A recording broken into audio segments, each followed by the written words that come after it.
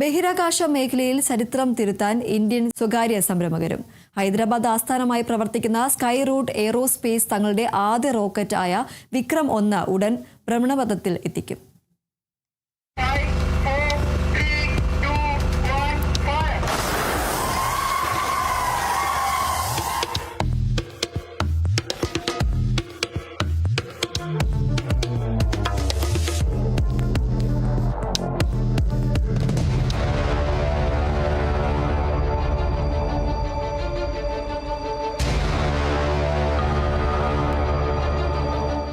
ശ്രീഹരിക്കോട്ടയിലെ Satheesh Dhawan space സെന്ററിൽ നിന്നും വിക്രം-1 കുതിക്കാൻ തയ്യാറെടുക്കുകയാണ്.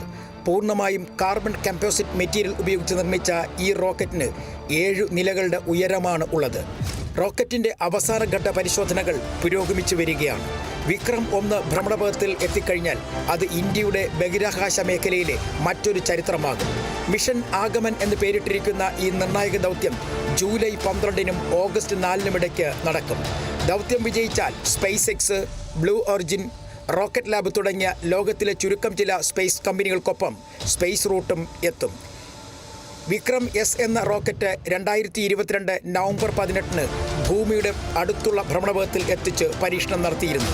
എന്നാൽ ഉപഗ്രഹങ്ങളെ ഭൂമിയുടെ ഭ്രമണപഥത്തിലെത്തിക്കാൻ ശേഷിയുള്ള റോക്കറ്റ് ദൗത്യമാണ് വിക്രം-1. ഭൂമിയിൽ നിന്നും 450 കിലോമീറ്റർ ഉയരത്തിലുള്ള താഴ്ന്ന ഭ്രമണപഥത്തിൽ 350 കിലോഗ്രാം വരെയുള്ള ചെറിയ ഉപഗ്രഹങ്ങളെ എത്തിക്കാൻ വിക്രം-1 എന്ന ഈ റോക്കറ്റിന് കഴിയും. 3D പ്രിന്റ് എഞ്ചിനുകളും സോളിഡ് ഫ്യൂവൽ ബൂസ്റ്ററുകളും ഉൾപ്പെടെ എല്ലാം തദ്ദേശീയമായി വികസിപ്പിച്ചതാണ്. News desk, Kerala vision news.